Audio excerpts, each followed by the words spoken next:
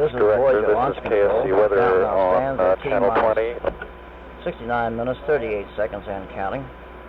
The loading of Okay, they're Centaur's reporting. 9,400 gallons of extremely cold liquid hydrogen fuel is underway at this time.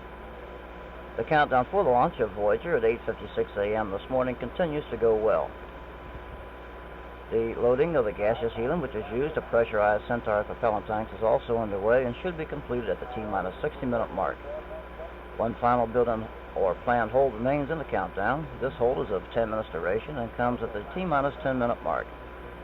Weather conditions are acceptable for this morning's launch attempt. The count now stands at T-minus 69 minutes and counting. This is Voyager launch control. This is Voyager launch control. The count now stands at T-minus 59 minutes, 54 seconds and counting. The loading of the gaseous helium used to pressurize Centaur's propellants has been completed, and preparations remain on schedule for the launch of Titan Centaur 6 with Voyager 1 at 8:56 a.m. Eastern Daylight Time. This is Voyager launch control.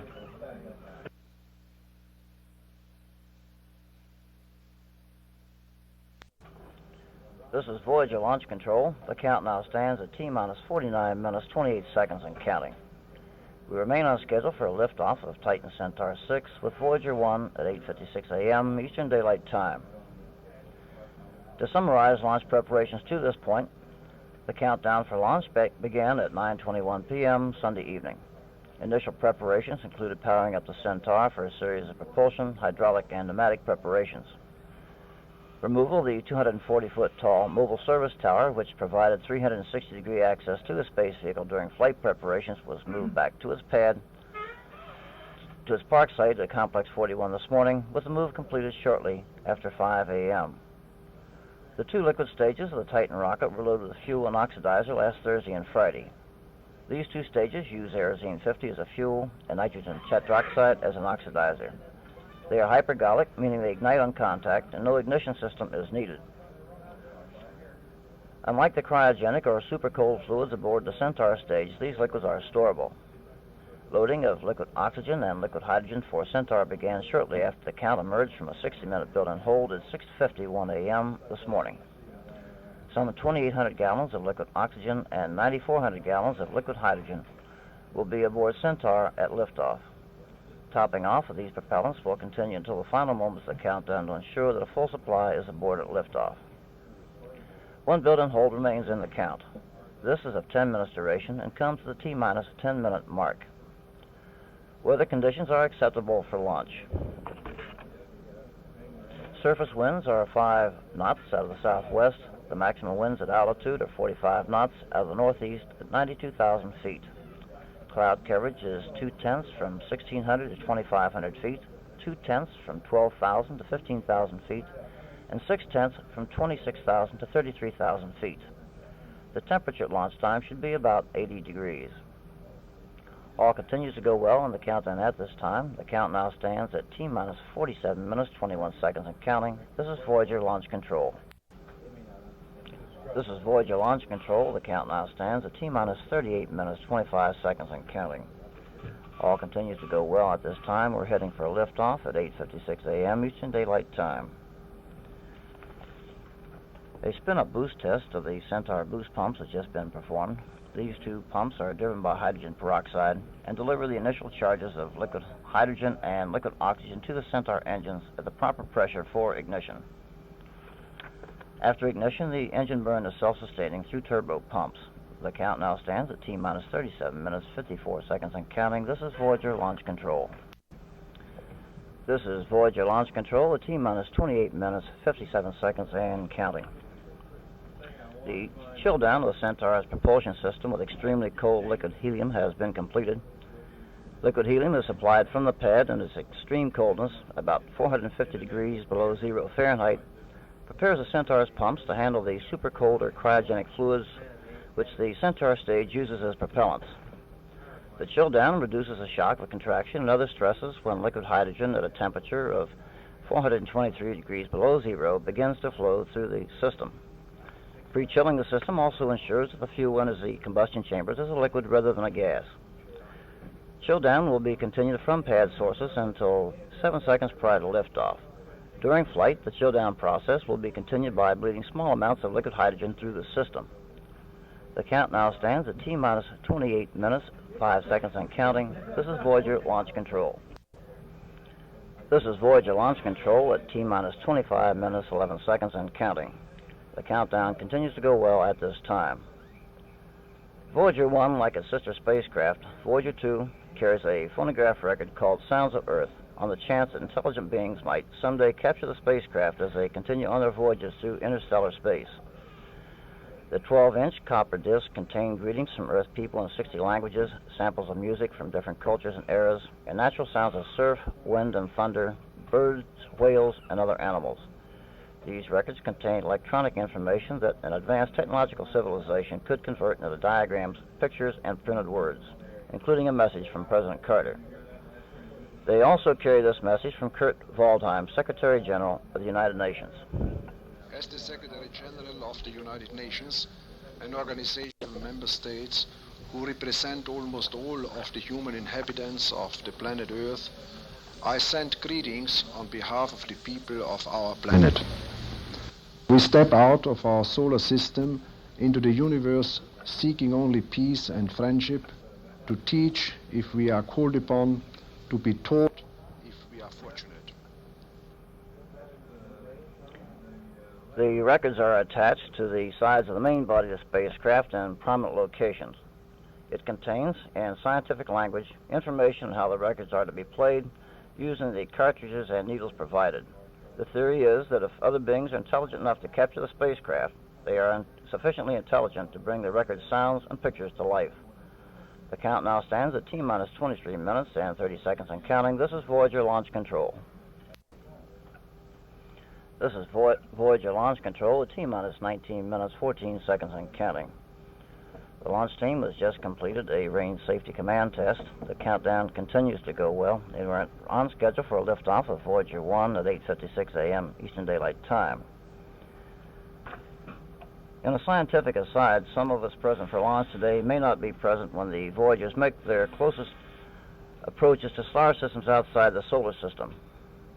Both Voyagers will escape the solar system in the 1990s, traveling at a velocity of about 38,700 miles per hour.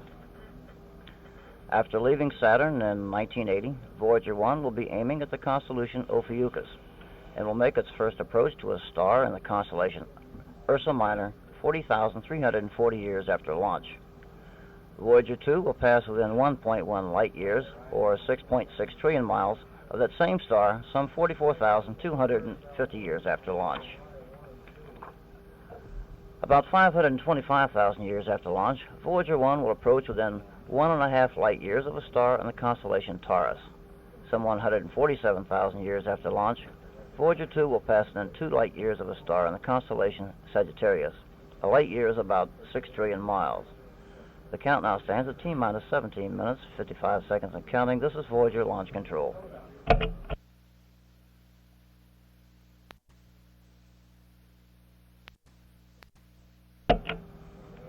This is Voyager Launch Control at T-minus 14 minutes, 36 seconds and counting. We remain headed for that on-time liftoff of Titan Centaur 6 with Voyager 1 at 8:56 a.m. Eastern Daylight Time. The launch of Voyager 1 was originally scheduled for September 1st, but apparent problems aboard the Voyager 2 spacecraft launched August 20th resulted in a 4-day delay for analysis. Charles Colhase, Mission Analysis and Engineering Manager for Voyager for the Jet Propulsion Laboratory, has provided this analysis of Voyager 2's current health and modifications made to the Voyager 1 spacecraft being launched today. This is a status report on the Voyager 2 and Voyager 1 spacecraft. Voyager 2 is healthy and in a stable cruise mode, locked onto the Sun in Canopus.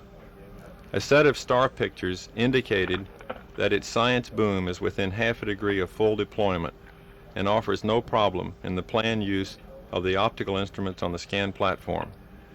The mid-course maneuver of Voyager 2, originally scheduled for launch plus 6 days, has been postponed until launch plus 54 days, but will be only 12 meters per second in size.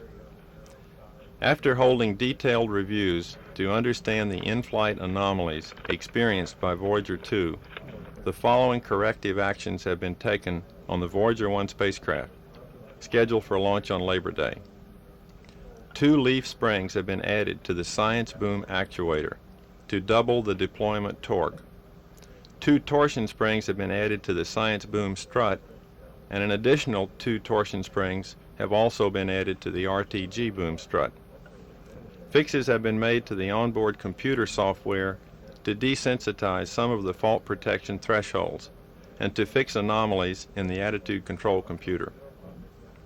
A major objective of Voyager 1 is to fly close to the Galilean satellite Io, passing through a region known as the flux tube, where Io blocks the flow of charged particles along the magnetic field lines of Jupiter.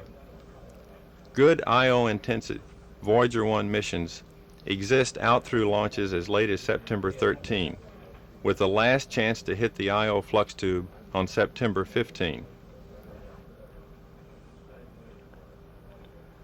The count now stands at T-minus 12 minutes, 9 seconds and counting. All continues to go well at this time. This is Voyager Launch Control. This is Voyager Launch Control. The count now stands at T-minus 10 minutes, 30 seconds and counting. We are just about to enter that final 10-minute hold. We will punch up the command circuits so you can hear the action underway in the blockhouse.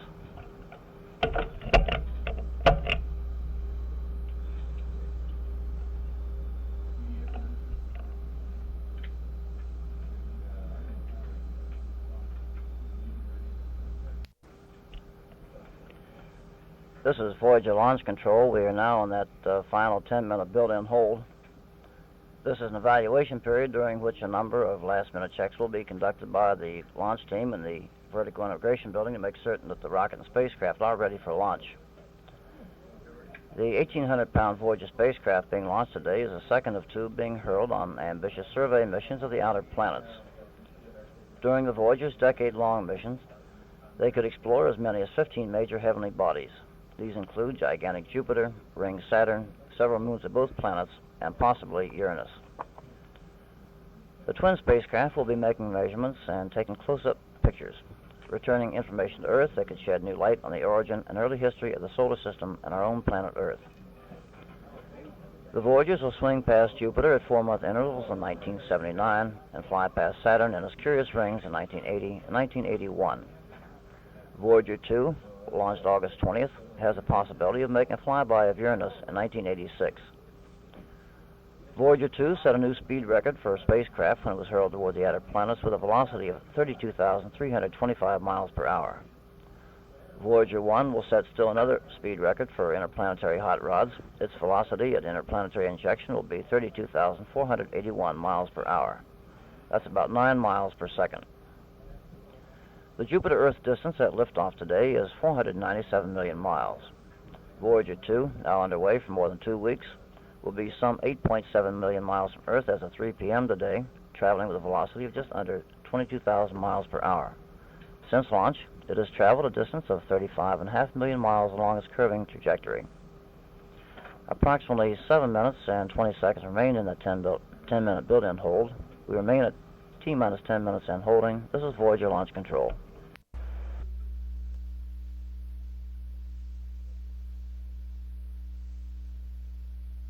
This is Voyager Launch Control. Approximately 5 minutes and 20 seconds remain in that built-in hold. The Martin Marietta test conductor will shortly be pulling the test conductors to see if the various stages are ready for launch. We'll plug that action into the loudspeaking system. Personnel switch to channel 1 for status and communications check. Roger. All personnel, switch to channel 1 for a status and communication check.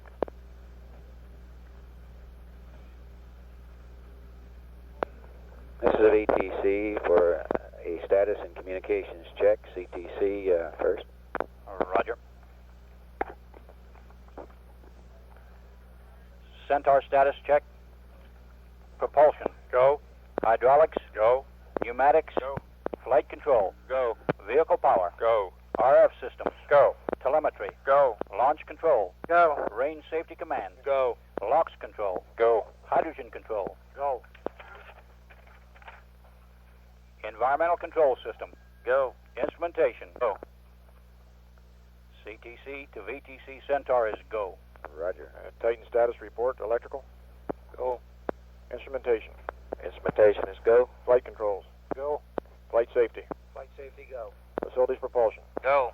Sequencer. Go. ALRC. ALRC is go. LCC. Go. Quality. Quality, go. Engineering. Engineering is go. BTC, Titan is go. Roger. SRM for a status check. Engineering. Engineering's go. Instrumentation. Instrumentation go.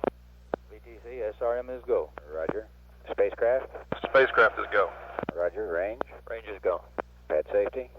PSO is go. Roger. Launch director. Roger, resume the count at the end of the built-in hole. Roger. Sequencer, this is VTC. Go ahead. We'll pick up the count at 12:46 GMT. Roger. On my mark. Standing by.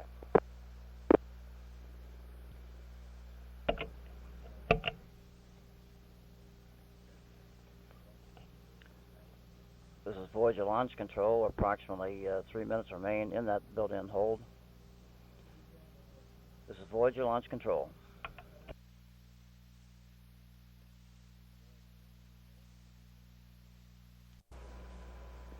This is Voyager Launch Control. The count now stands at T-minus 10 minutes holding. 6 minutes, 6 seconds remain in that built-in hold. T-minus 10 minutes and counting.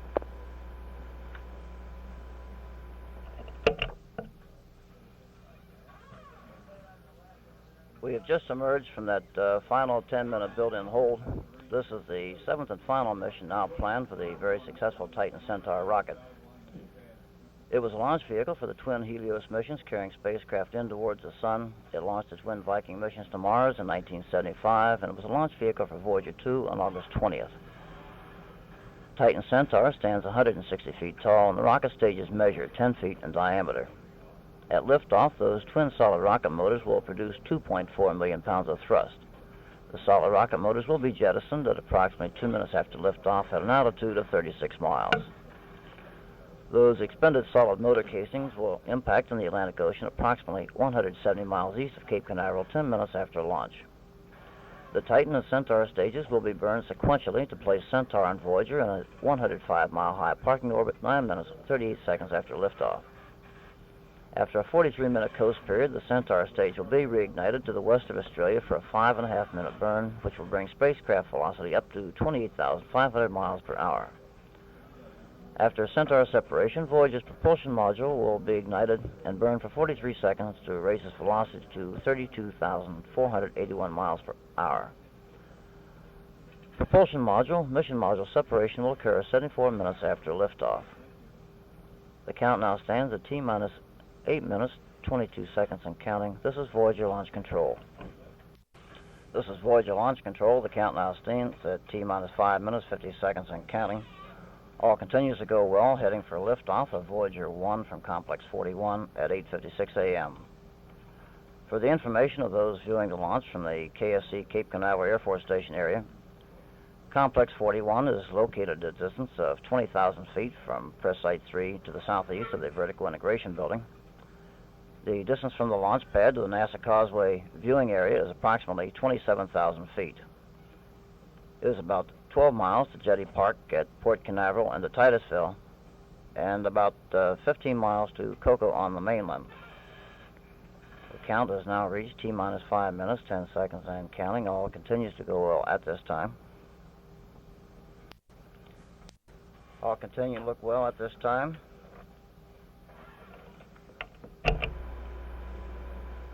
Centaur propulsion ready. Roger. Environmental control ready. Roger.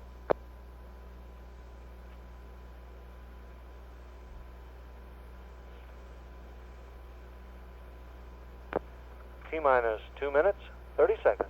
All Titan recorders to on. Recorders running.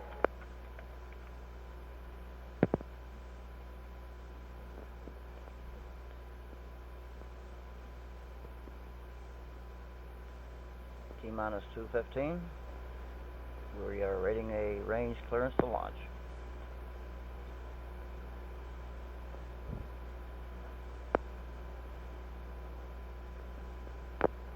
T-minus 2 minutes. Minus 2 minutes. Range Safety Command to arm. Roger. RC armed. Roger. Centaur power to internal. Roger. PSO item 2 under 2. Ignition enabled. Centaur power on internal. Roger.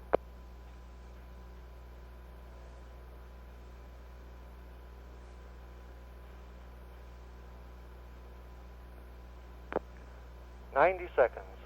Secure in LH2 tank. Roger.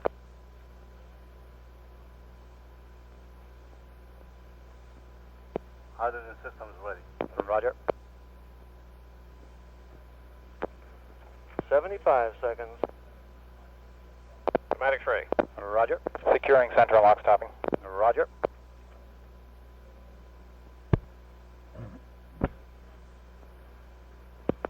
T minus 1 Lock minute. system ready. 60 Roger. seconds. Arm permit switch to auto. Auto.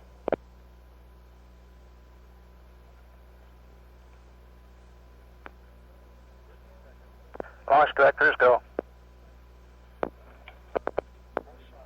Centaur to launch permit. We have a verification of a green or no holds light on the launch control console, clearing the way to go to automatic sequence at 32 seconds. Launch sequence started. The count is now on automatic sequence, and the count will proceed down to 0 in ignition as Centaur's digital control unit and the Titan control monitor group perform the remaining critical functions. T minus 15 seconds.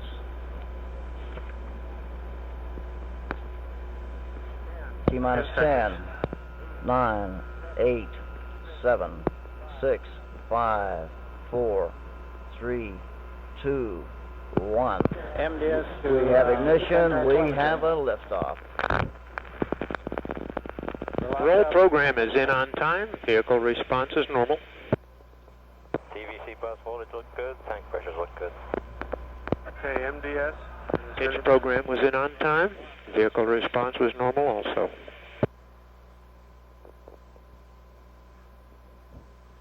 Very smooth flight, very, very small attitude disturbances. Report a very smooth flight so far, no problems at all.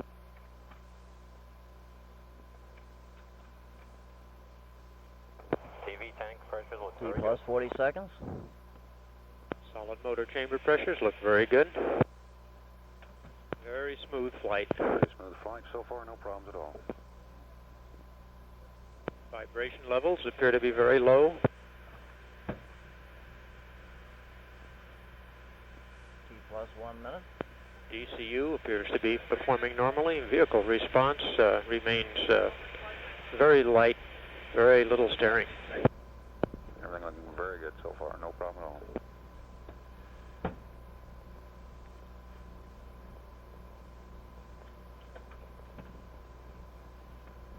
TVC tank pressures are holding up good.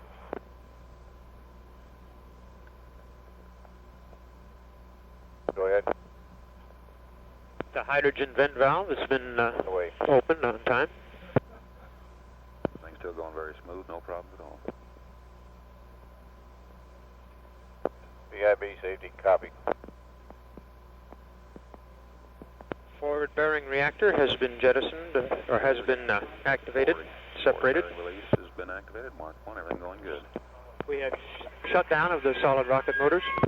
Solids have shut off. System securing Centaur. Safety 1, this is We've VIB ignited safety. the Titan stage 1. There's separation. Chamber pressures look very good. Locks and hydrogen tanks have been vented. Separation has been We have confirmed. jettisoned the boosters from the Titan. Hydrogen tank is vented. T plus 2 minutes 20 seconds.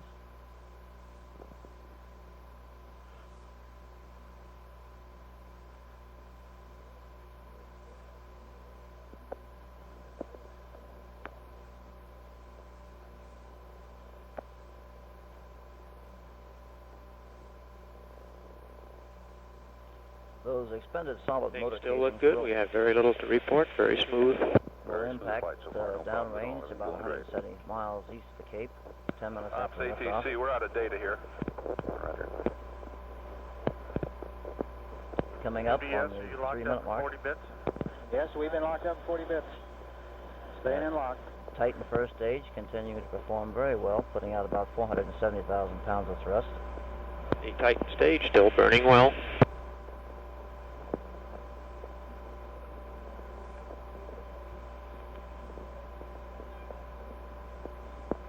That Titan first stage still has approximately 1 minute left to burn.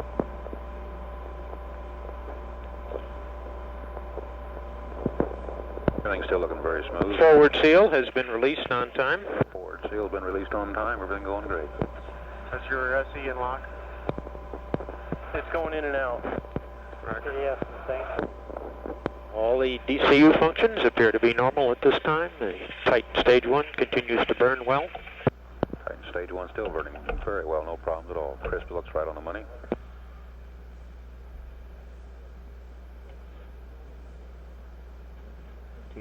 T plus 4 minutes. About 15 seconds left to burn.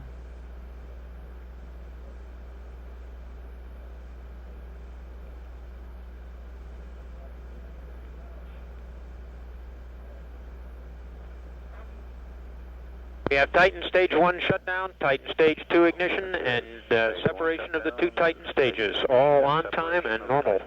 2 from 1. Everything going good. Titan stage 2 seems to be burning well. Shroud has been jettisoned. Jettisoned. Mark 7. Shroud jettison appeared to be normal. Those events took place some 270 miles downrange at an altitude of about 75 miles. No problem at all. The S2 engine, S2A engine is on. It is now off and the yaw engine on. This is per program. T plus 5 minutes. Some 2 minutes and 40 seconds remaining in the burn at Titan second stage.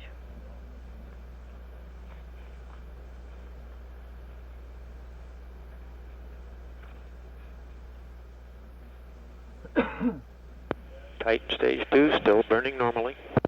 Everything's still burning normally. Looking very good on the crisp. Yes, just had a glitch in the be data there. The Y1 engine is off and Y2 is on. We're locked back up. Roger. And the Y2 is off, all on time. Events occurring right on time. No problem at all. Crisp still looks very good, right on the money.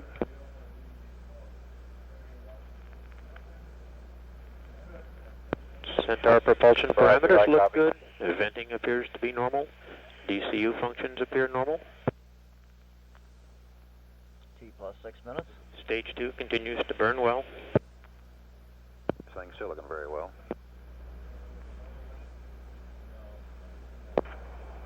PSO to VTC. Go ahead.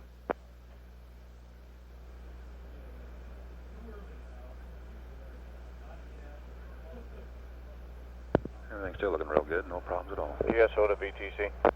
Go ahead. Preliminary look. Looks like we got a clean pad. The locks and the hydrogen farm looks good.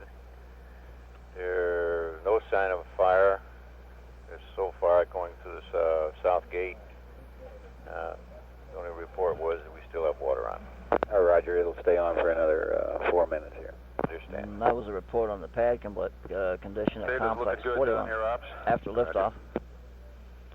We're coming up on everything looking very well so 7 far, minutes. No problems at all. On my mark. Mark, 7 minutes. Continues to burn normally. 40 some seconds remain until shutdown of that Titan second stage.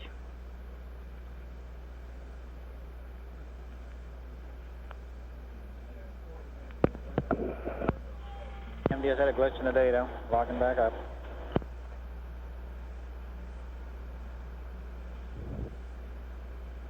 Boost pumps have started.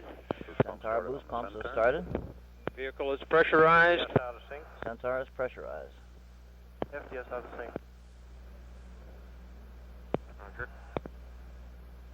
MDS bit synchronizer is locked at 40 bits. TDS resync. FDS back in lock. SPIB safety. Have Titan shut down. Shutdown. We have Titan Centaur separation. We have Titan Centaur separation.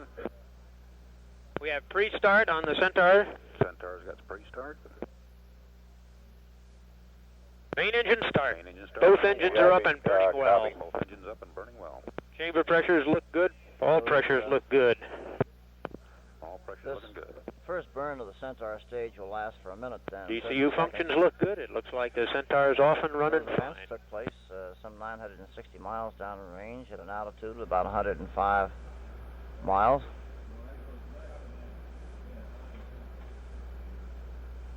DCU continues to look good. Everything's still looking good. No problems at all so far. The DCU is the Centaur's guidance unit.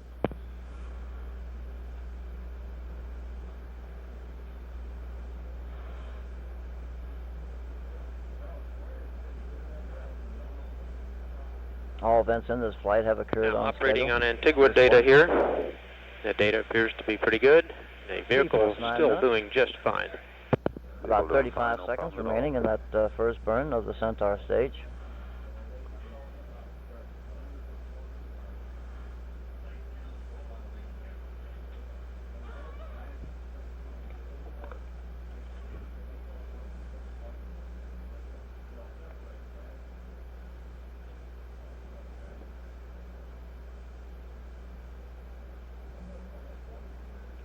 T plus 9 minutes, 30 seconds. Just a few seconds away from Centaur shutdown. The pitch and yaw engines have all been turned on per program. Pitch and yaw engines are on for program on a Centaur. Everything looking good. The engines are all off on time. All engines off on time. Looking good. We have MECO, main engine cut off. Centaur main engine cutoff has been confirmed. MECO appeared to be normal. Centaur and Voyager are now on a 105-mile high parking orbit, heading down over the South Atlantic on a trajectory which will carry them south of the tip of Should be Africa out of data now, Wally, until we get this and again to the north and the west of Australia. When's that due? All events in this flight have gone on schedule to this point. The vehicle performance, based upon the telemetry data, looks very good at this time. We appear to be in a normal coast. Centaur looks like a normal coast. Everything looking good. TDS Racing. Those reports you're hearing are this coming is, from launch Skip direct Mackey on of channel 1. KSC's Expendable Vehicles Directorate. PTC. Are you on one?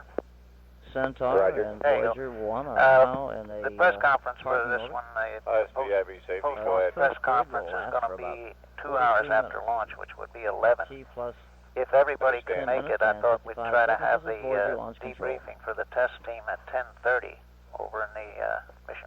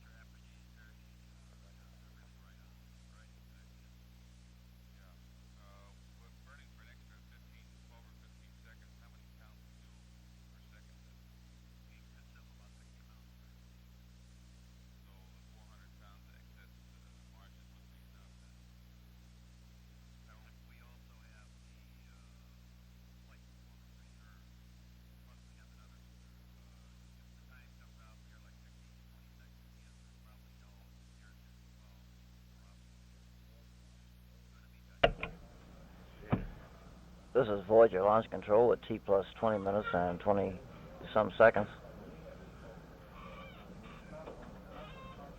Centaur and Voyager 1 remain in that 105-mile-high parking orbit. Approximately 32 minutes remains before we have the restart of the Centaur stage. All continues to go well at this time. This is Voyager Launch Control at T plus 20 minutes, 49 seconds.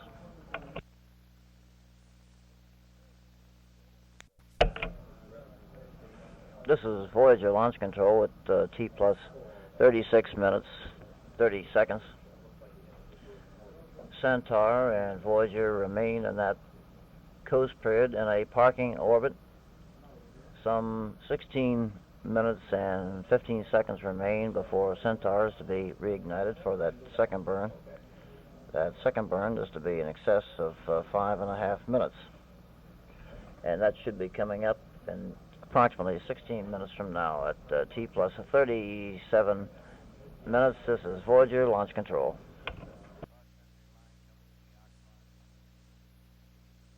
Please.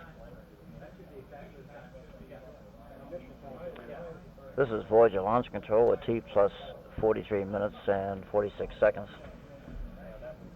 Centaur and Voyager are now in that coast period off the west coast of Australia. Just 9 minutes remains before the restart of the Centaur upper stage. That burn will be tracked by Archival aircraft.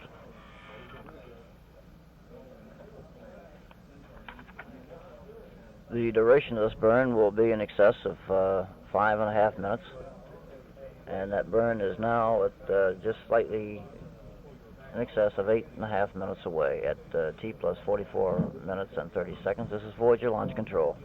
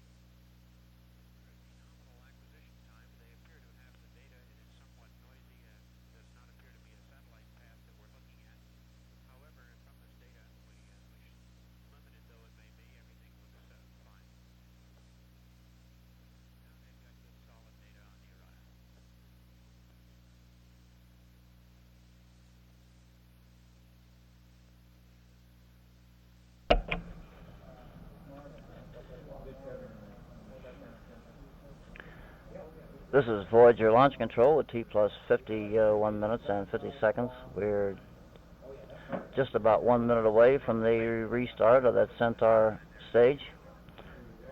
We'll press up the command channels coming back so you can hear what they're saying as we near that burn. Synchronizer is locked up here now. It's been flicking around, now it's locked up.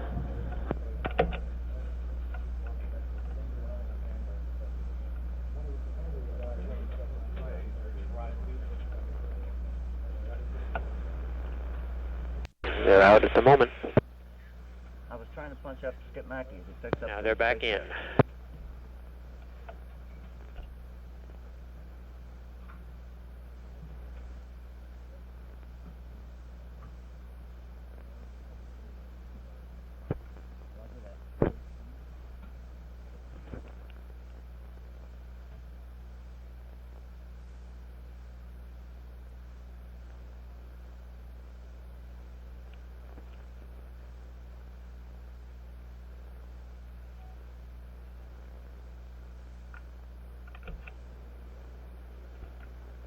Circ pumps are on, I believe, based upon a little bit of data here.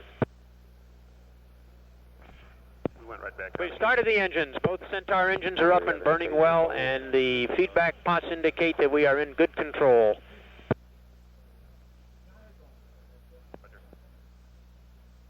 Back in lock. That was Skip Mackey confirming Centaur reignition. This burn should be in excess of 5.5 minutes. That burn was started to the northwest of Australia, being tracked by a Raya aircraft. A little piece of data here indicates that the guidance has been enabled and is steering the Centaur at this time, and the vehicle looks very good.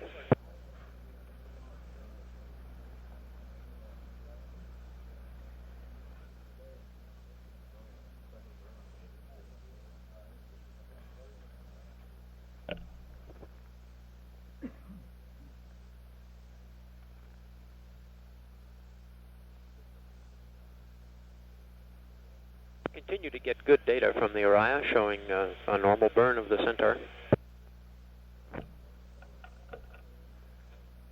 90. Very good. Engineering 72.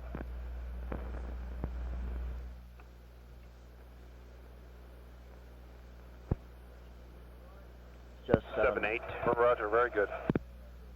It's under 7 minutes now to Voyager separation. TC, CCS. Go ahead. Our first bit of data says we have an event count of 14, which would be the event count before the 3 alpha. Roger. Where we should be. At LOS on the spacecraft Still link. good data from the Orion 1, and still a normally burning vehicle. Still have high BIC 2. Roger. That first bit of data looks like a CCS hour pulse. All right, there should be a CCS hour pulse 3 minutes ago. Riot 2's got AOS. We'll stand by for decom.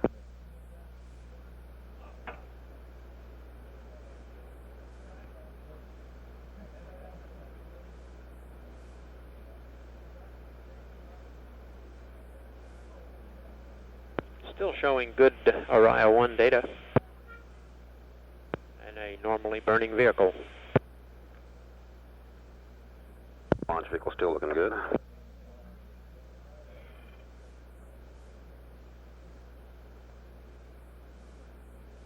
Skip, do you get an overlap with Orion 2 so that we know that they'll be up while we still look at Orion 1? Yeah, there'll be we don't see it here. The TEL-4 will make the switch for us, but there's plenty of time. Okay. We're already past the nominal acquisition time for Orion 2, and we still have very clean Orion 3 data. Orion 1 data, sorry. We have burned 3 minutes on the Centaur and can continue to burn well. We have had LOS, Orion 1. Orion 1 has lost signal.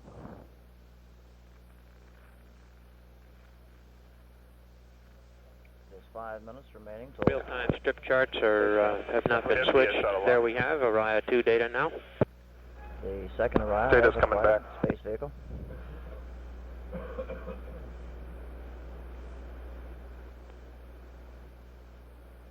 Everything we can see down here, Ops, looks good. All right, thank you.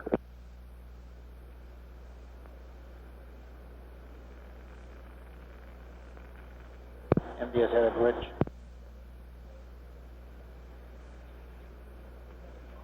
We still have not gotten good lock on the Uriah 2 data. It looks like they're having a decom problem at the station. Yes, head another glide.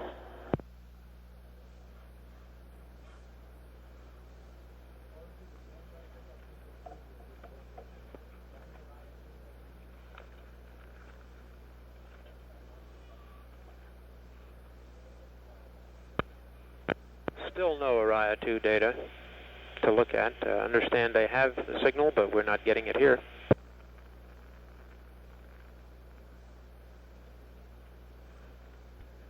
Will Uriah 2 call out the mark event even if we don't have the data? They're supposed to, yep. Thank you.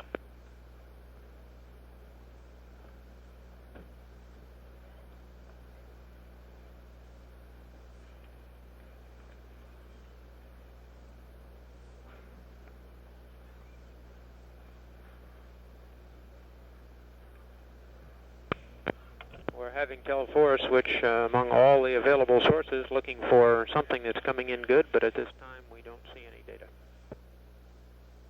The engine will have been burning. All the attitude control stuff is good. The only thing we haven't got so far is gyro status, which we were interested in.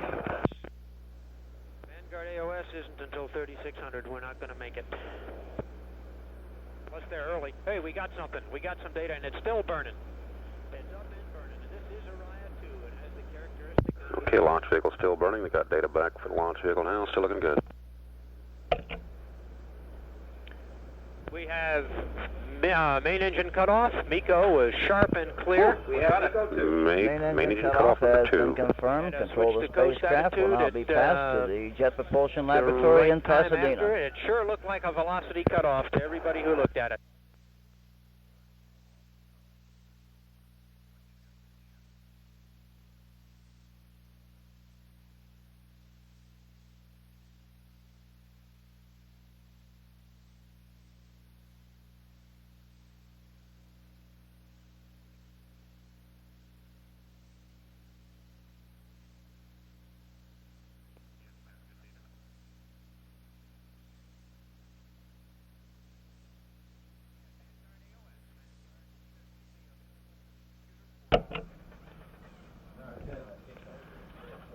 Confirmation of the shutdown of that Centaur final stage has been confirmed. Control of the spacecraft now passes to the Jet Propulsion Laboratory in Pasadena. Good morning. This is the Voyager Mission Control at the Jet Propulsion Laboratory in Pasadena. I'm Alan Wood, and we have the good fortune this morning to have with us again Ron Draper, who is a mission analyst for the Voyager and Voyager Engineering Design Chief. We're coming up now on the spacecraft should be aligning itself, the Centaur should be aligning itself for the separation of the spacecraft from the Centaur. The purpose of the alignment is what, Ron? Simply to get us started in the right direction. And when we then get the separation event, the springs push us off, and we then are on our own, and we then stabilize again on that attitude that the Centaur set us up on. Then we take over, and shortly thereafter we will ignite the 100-pound engines, 5-pound engines for control, then ignite the solid rocket, which really injects us on our own orbit out to Jupiter. The next event will be the turning on of the command and computer subsystem clock, which is the master clock on the spacecraft that times all of the events for the whole mission. As a matter of fact, that clock will actually, once it's started by the Centaur, will cause us to fire the separation event itself, and we then separate on our own right from the vehicle. Following the turn on of the clock, we'll have spacecraft separation, probably in about a minute and a half. That's right. Now, shown on the hard copy at this time is a photograph showing the spacecraft in its launch configuration. And the science boom and the RTG booms are both down next to the side of the spacecraft to give it strength to protect it as we then inject it in its orbit. Separation takes place at this location between an adapter that we build to go to the Centaur and the spacecraft itself.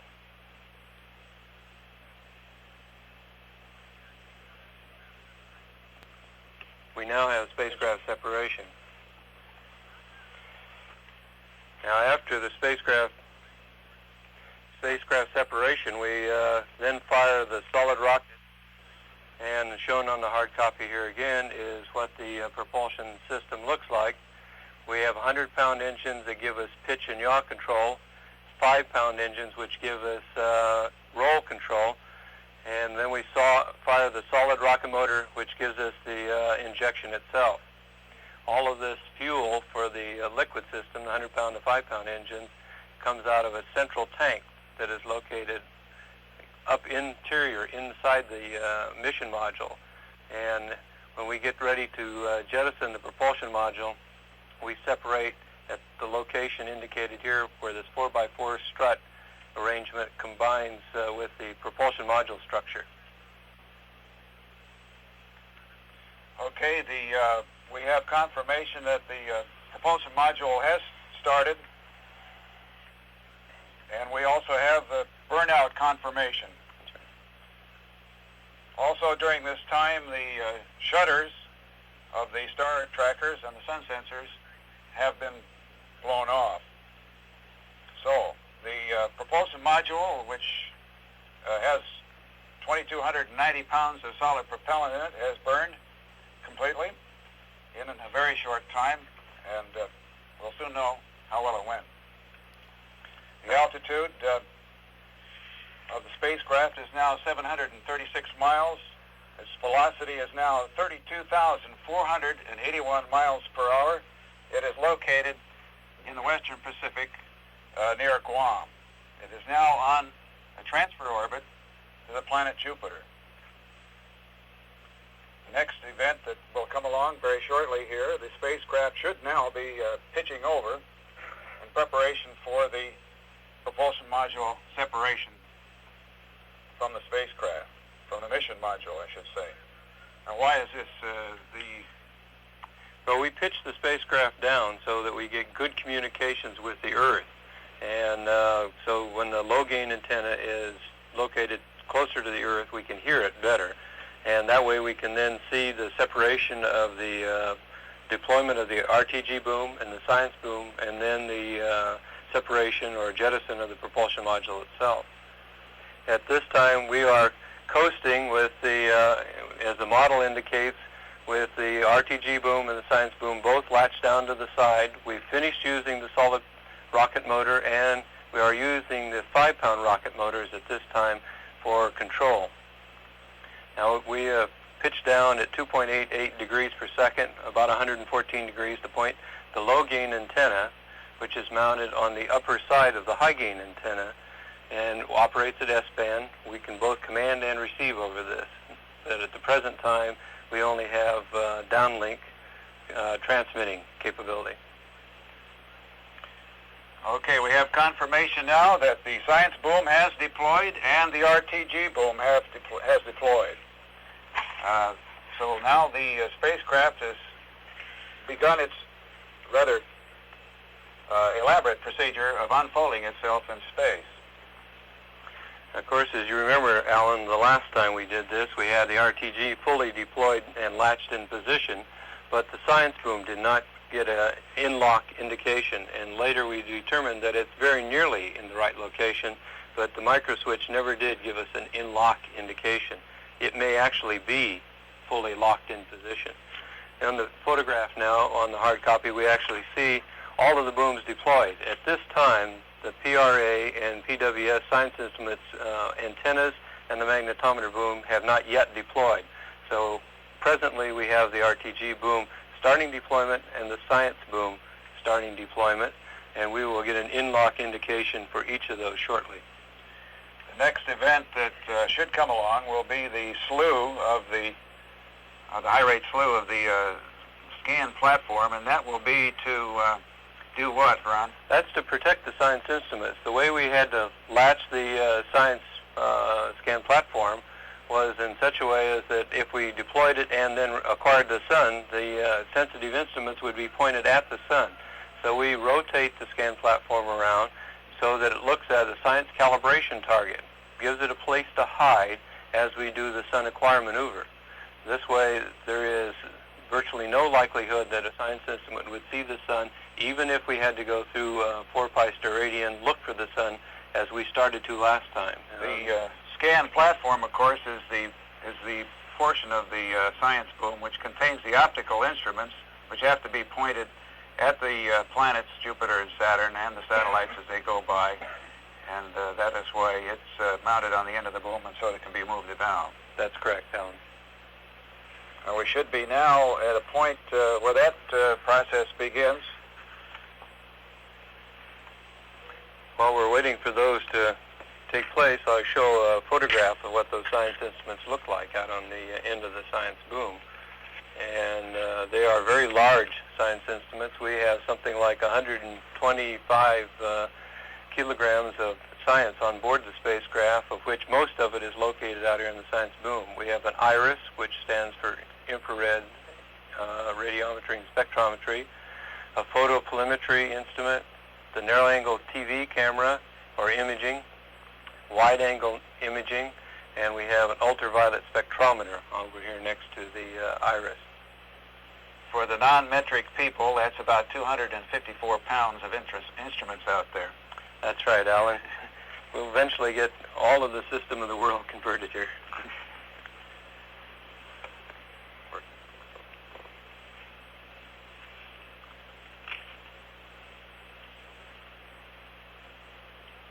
The next event after the slew of the platform will be the propulsion module separation. And we are now launch plus 1 hour, 9 minutes, and 13 seconds, and the altitude of the spacecraft is now 2,732 miles, traveling at a speed of 29,953 miles per hour. It is going away from the Earth very rapidly. In fact, it passes the moon. It will pass the moon approximately 10 hours, I believe. Is that right, Ron? It's about 8 hours. We're actually really moving. Faster than that. That's right. It's a much faster trajectory than the Voyager 2, which was launched on August 20th. Now, at this time, we started off with a spacecraft total weight, including the adapter, of 4,589 pounds, and we left with the Centaur an adapter that weighed 104 pounds. That gave us a total of 4,485 pounds, which we separated from the Centaur.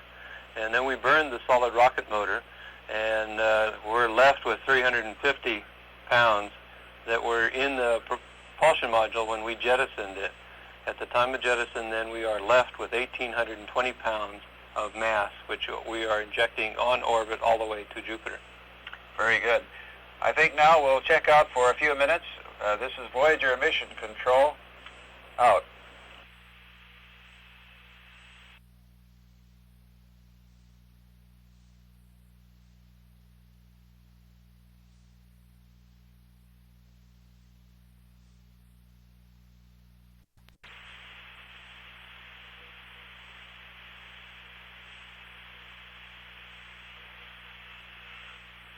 Voyager Mission Control. We just have had confirmation of the separation of the propulsion module from the mission module. So far, all of the events have come off on time, as planned, no hitches. Apparently, the fixes have been made properly to Voyager 1. We haven't had a problem at all yet with Voyager 1 as compared with Voyager 2, Ron. That's right, and the fixes were all positive sort of things. We've added additional springs to the actuator, which deploys both the science boom and the RTG boom. We also added additional springs at the on the booms of each of those to latch the strut in location, and we removed the gyro check that was taking place early in the launch phase and put it down in the coast phase. As a result of that, we did not switch gyros either of the two times we did earlier in the launch of Voyager 2. Now, we are in all-axis inertial control at the present time of the spacecraft.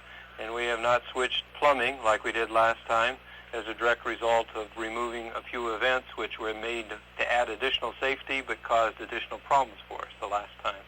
And so it's working right on a textbook kind of a launch and sequence for a Sun Acquire. The next event coming up will be the acquisition of the spacecraft by Station 12 at Goldstone. That is, it's probably seeing the spacecraft already, but the process of locking up on the signal takes some time. This should come along in a few minutes when the spacecraft is approximately very close to 6,000 miles away from the Earth now, at least in altitude, and traveling at 27,873 miles per hour. As I said a moment ago, the events have all been absolutely perfect this morning on the spacecraft, and from all we can tell from Dick Young's commentary at the Cape, that all of the launch events of the Titan Centaur went off as planned. So we'll sign off here for a moment, for a few minutes, and we'll wait for the next events, which will be the turning on of some of the scientific instruments on the science boom of the Voyager 1 spacecraft. This is Voyager Mission Control out.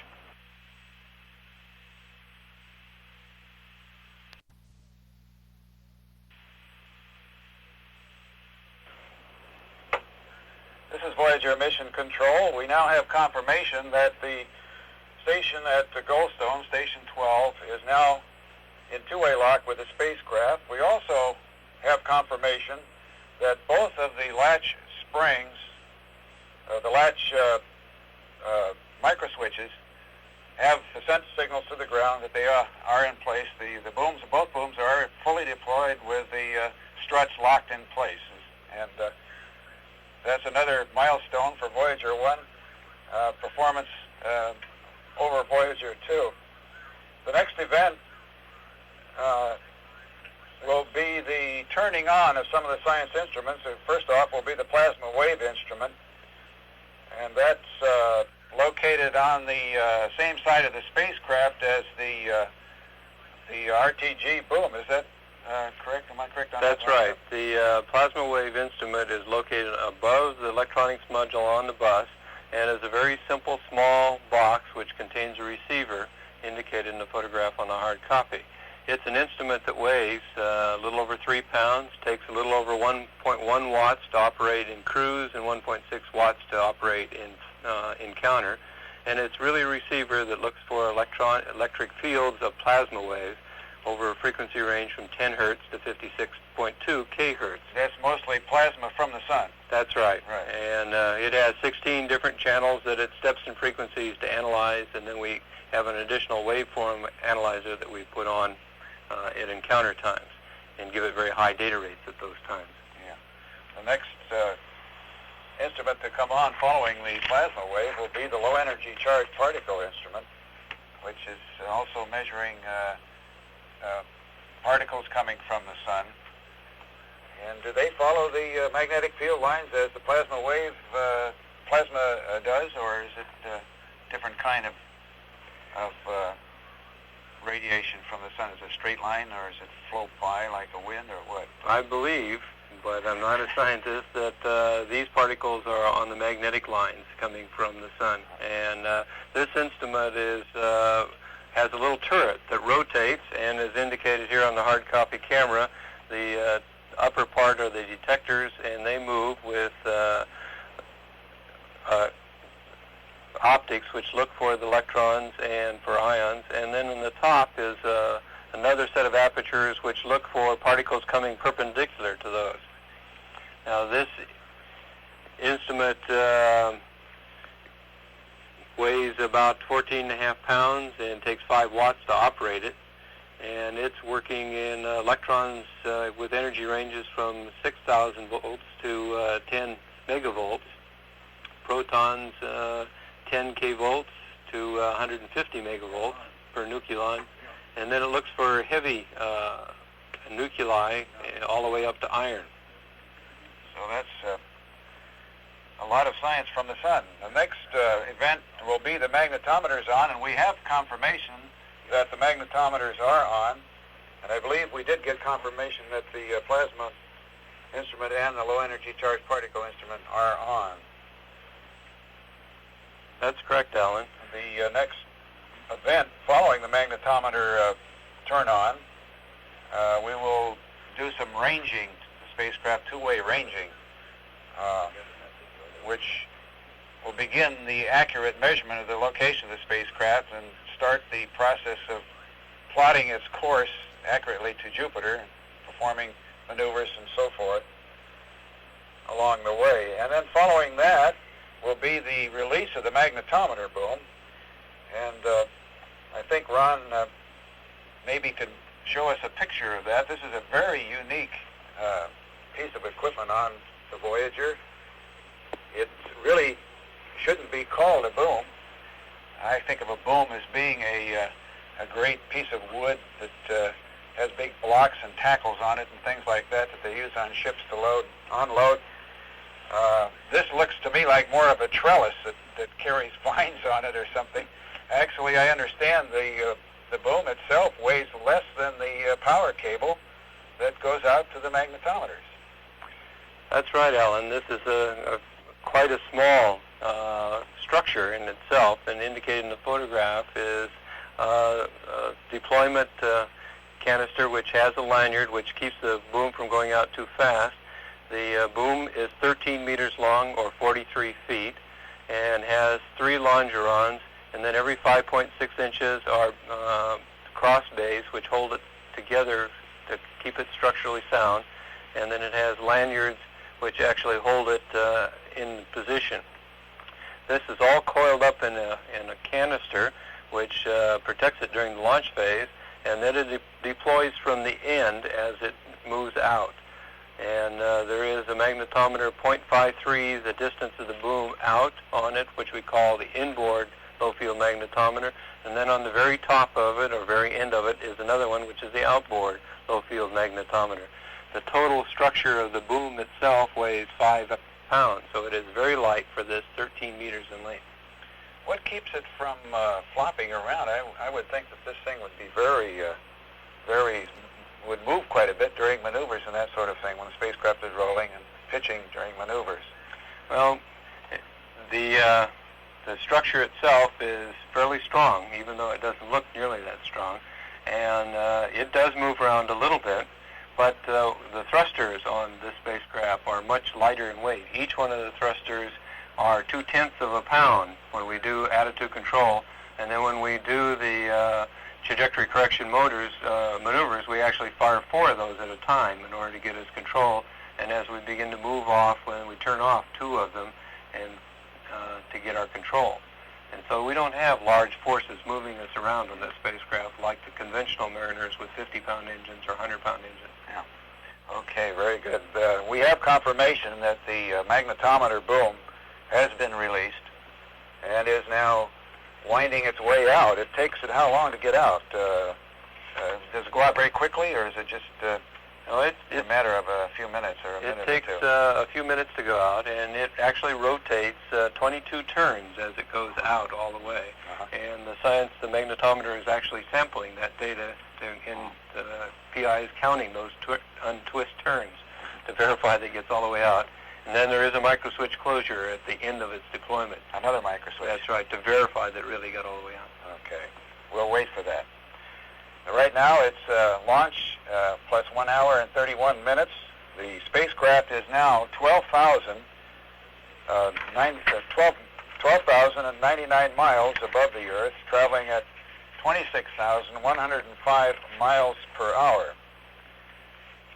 We'll sign off now for a few minutes because the next event will be the roll turn for the sun search, and hopefully when that comes up we'll have confirmation of that magic microswitch on the on boom for the magnetometers.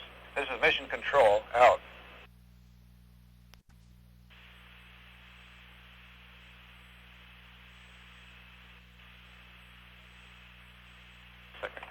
This is Voyager Mission control. We have confirmation that the magnetometer boom is extended. We are now coming up on the start of the roll turn for the sun search. The roll will last for about 3 minutes, and it will be followed by a yaw turn of approximately 6 minutes. This is to align the sun sensors in the proper direction to view the sun, which will put the spacecraft in a stable position, at least in one axis. And then there is a slight offset built into this so that the sun sensor is not looking directly at the sun. It can't do that, as I understand it. Is that correct, Ron? So what we actually have is we will start this minus 14.5 degrees, which will bring us around, and then we'll yaw minus 51 degrees, and that'll point us directly at the sun. But as soon as we have sun acquired, and then we start doing the Canopus acquire, at the conclusion of the Canopus acquire events, we will then bias the spacecraft off 11 degrees in pitch, 11 degrees in yaw, which will point the low-gain antenna closer to Earth, improving our communications, and also having the sun sensor look at a part of the sun look at a part of the sun sensor, which we only use during the early part of the mission, which with this intense sun that we have now will only do any damage that it does at that point, as opposed to part we need out of Jupiter or Saturn. Now, we will have good communications, however. Even though we're pointed towards the sun, the low-gain antenna will be able to transmit data from the spacecraft. That's right. Now, we have indication from the magnetometer people that the boom was deployed as we expected with the right number of turns and is fully deployed. Very good. So, Voyager 1 has been performing almost flawlessly this morning, except we had one minor glitch.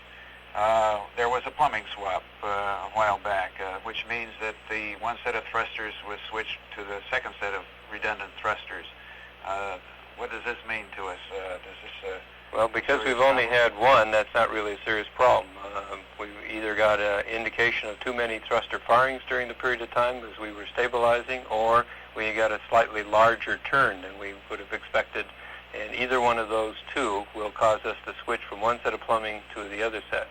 And if we were to get a similar event again, the next time we would switch the electronics, or HIBIC as we call it, and rather than the plumbing. And as we had on Voyager 2 when we launched it, we went through that stage several times and still successfully were able to get stabilized on the sun. Yeah, we all remember that very well, I guess. So, we should now be at the end of the roll turn for the sun search part of this. The next event will be the yaw turn, and then hopefully the acquisition of the sun. So we're going to sign off now for a few minutes. This is Voyager Mission Control, out.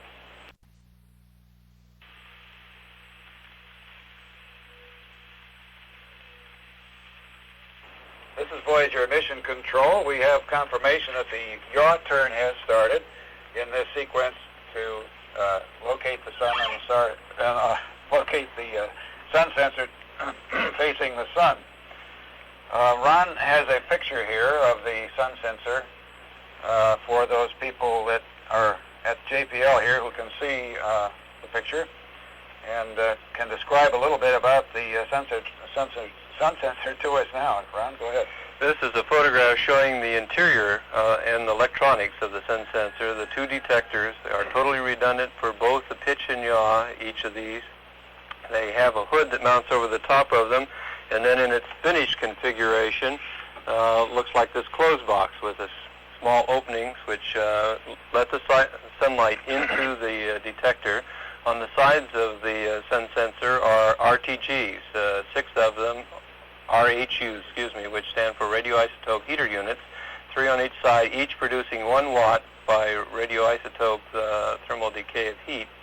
And the sun sensors are mounted on the high-gain antenna, and as indicated in this photograph, and actually look up through the high-gain antenna at the sun on the far side. In order to maintain the thermal control of these sun sensors, there are 3 louvers which open up to let additional heat out And then we have 2 heaters, which are turned on when we get quite some distance from the Earth as a way to keep them warm. We will finish this minus 51.3 degree yaw turn shortly and actually have the spacecraft using these sun sensors pointed directly at the sun. So the yaw turn should end shortly. We'll go off the air now and come back as soon as we get confirmation of that event. This is Voyager Mission Control out. This is Voyager Mission Control. We have confirmation that the yaw turn has ended. The spacecraft is now 18,442 miles, 242 miles above the surface, traveling at 25,278 miles per hour. The actual sun acquisition will take place in roughly about 15 minutes from now. So Actually, we have the sun in the field of view of both the wide-angle portion of the sun sensor and the narrow-angle field of view of the sun sensor. The guidance and control analyst has just reported. Very good. So we are actually in the sun-acquired position, but we're in all-axis inertial control at the present time. So that means that the enabling of the sun sensor itself, or of that part of the attitude control system, comes later. That's right, but the sun is actually there, ready to be acquired. Well, that's good news. This is Voyager Mission Control, out.